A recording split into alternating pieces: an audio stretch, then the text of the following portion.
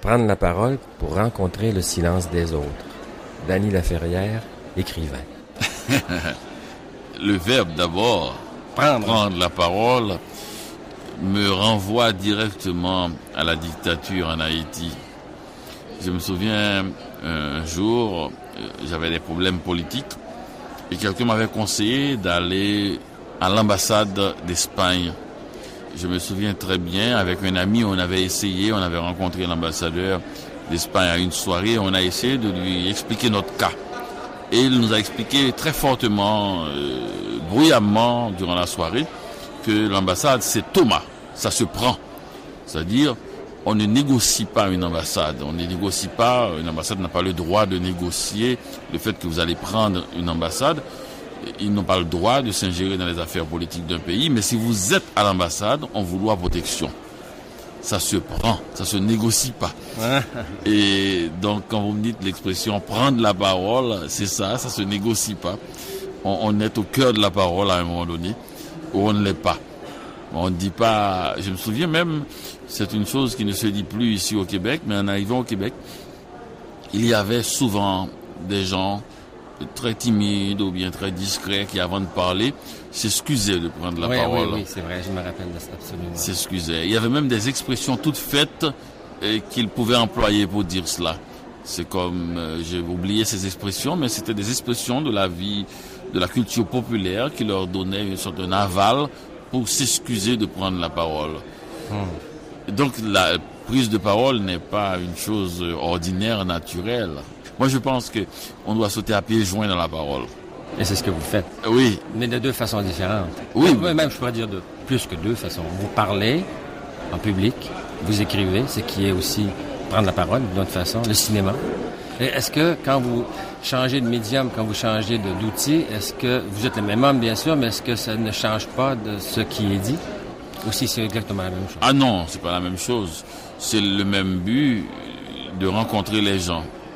Au fond, je prends la parole pour rencontrer le silence des gens, parce que quand je suis au cinéma, enfin, si je tente de faire un film, vous imposez un silence pendant 1h30 dans la salle. Celui qui parle impose le silence à l'autre. Et je crois honnêtement que le silence dit beaucoup. Le silence des gens. Et après, une amitié, une relation, on va se taire aussi. Et on va faire entendre notre silence parce que c'est une confidence. Parce qu'on n'arrive pas à entendre les silences des gens tout d'un coup. Sauf des types très étranges. J'ai rencontré l'Ecclésio une fois. C'est quelqu'un qui te fait entendre son silence très rapidement. Sinon, ça gêne. Les gens n'aiment pas gêner. Alors, ils parlent. Mais le silence des gens, je l'ai fait par la littérature, qui est un faux silence, parce que quand quelqu'un lit un livre, il n'entend rien, ça paraît muet, mais c'est un bruit, c'est un ouragan, c'est tous les dialogues, c'est tous les personnages, c'est le narrateur, c'est un ouragan, c'est du bruit. Et la personne qui lit doit lire avec les yeux, et le silence lui est encore imposé. Mais je l'entends, ce silence. C'est un silence, oui, le silence des autres. C'est un silence qui dit beaucoup. Et j'espère un jour avoir la possibilité de dire mon silence. Parce qu'on a toujours l'impression que celui qui impose son silence, c'est celui qui maîtrise la chose. Non, c'est le saltimbanque qui fait le spectacle. Le maître se tait, n'est pas obligé d'amuser la galerie. Et arriver à avoir droit au silence, ça prend... Naturellement, il y a le silence de ceux qui ne peuvent pas, mais le silence de ceux qui peuvent et qui ne sont pas obligés d'amuser la galerie, c'est un silence que vous avez droit un peu plus tard. Il y a des cultures qui cultivent justement le silence. J'ai interviewé une linguiste cet après-midi, Daniel Cyr, qui me disait, après avoir vécu, linguiste donc, et qui avait vécu en Scandinavie, en Suède.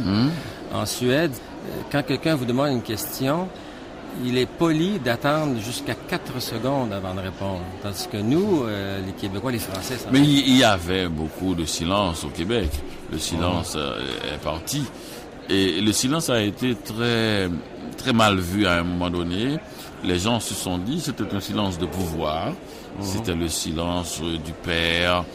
Et c'était le silence du pater familias dans la maison qui imposait un ordre, l'ordre du silence.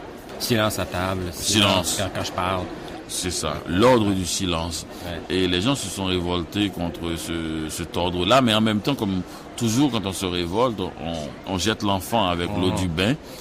Et le Québec qui avait, disons, adopté une culture de silence et une culture de philosophie basée sur le silence. Beaucoup, quand je suis arrivé à Montréal, la philosophie populaire était basée sur le silence. Quand les gens ont fini de dire des choses horribles, ça terminait toujours par... En tout cas. Ou bien, c'est ça qui est ça. C'est ça qui est ça. Ça veut dire que c'est terminé, il n'y a pas... La cause est entendue. Maintenant, et de plus en plus, on est devenu un peuple de conversation, avec raison, avec bonheur. Mais je pense que le silence pouvait dire aussi des choses. Il y a des peuples qui sont plus enclins à parler. Par exemple, on s'imagine les Italiens, par exemple. Ils parlent même avec leurs mains. Les Arabes parlent beaucoup. Certains Africains. Il y a des peuples qui parlent moins. Les Québécois, donc, parlent moins. Je ne sais pas si ce n'est pas les peuples du froid qui parlent moins que les peuples de la chaleur. Les peuples du Sud, comme ils appellent. Le Sud, le Nord, me semble. Mais j'ai l'impression, c'est dans les pays du froid, il y a toujours de grands espaces inoccupés. Des espaces qui sont la propriété de la glace. Et j'ai l'impression que c'est cette distance entre les gens, entre les fermes, entre les maisons, et qui font qu'il y a des peuples qui parlent moins. Mais c'est quand même toujours un peu... Ça fait peur aussi, le silence de la glace. Parce que il est lié quelquefois au secret. D'abord, chez ces peuples-là, souvent la parole est considérée comme un acte féminin. La parole est féminine. Les femmes parlent. Ça parle. C'est mémère. Et un homme qui parle, il est mémère. C'est une femme. Et en même temps aussi, ça veut dire un homme, pas seulement qui parle, mais qui raconte des choses. Parce que les gens qui font silence pensent toujours que n'importe quelle parole pourrait les dévoiler. Quand tu parles, tu vas finir par nous dévoiler. Donc c'est une sorte d'étourdi. Ouais. Oui. C'est un étourdi, il va finir par dire des vérités, des secrets, sans même le savoir. C'est ça qui est dur avec le silence, c'est qu'il est lié au secret. J'ai l'impression que c'est pour cela que le Québec avait choisi de basculer le silence. Et encore aujourd'hui, on se plaint souvent des intellectuels qui ne prennent plus justement la parole. C'est un peu vrai, non? Qui sont enfermés dans leur bureau. Je ne sais pas, je crois, mais je ne sais pas trop bien de qu'est-ce que c'est que cette question d'intellectuel. Je ne sais pas trop bien. C'est-à-dire, je ne vois pas pourquoi les banquiers aussi sont tenus à prendre la parole. Je veux dire, je ne vois pas pourquoi les autres, c'est quelqu'un qui essaie qui fait quelque chose aussi. Parce que l'intellectuel qui doit prendre la parole, qui est obligé de prendre position dans la société, j'ai l'impression, je ne sais pas, que c'était à une époque où l'État s'en occupait. Si l'État paie, si les princes paient, à un moment donné, vous êtes la chose publique. On continue à parler des gens qui s'occupent d'écrire ou des choses comme de la chose publique. Parce que moi, si j'écris des livres, personne n'a le droit de me dire qu'en parler. Je pourrais toujours vous dire, vous ne me payez pas, vous ne vous occupez pas de ma vie privée. Ma vie quotidienne ne vous appartient pas. Je ne vous ai rien demandé, pas plus qu'un banquier, qu'un officier de police, qu'un avocat, qu'un agronome, qu'un ouvrier.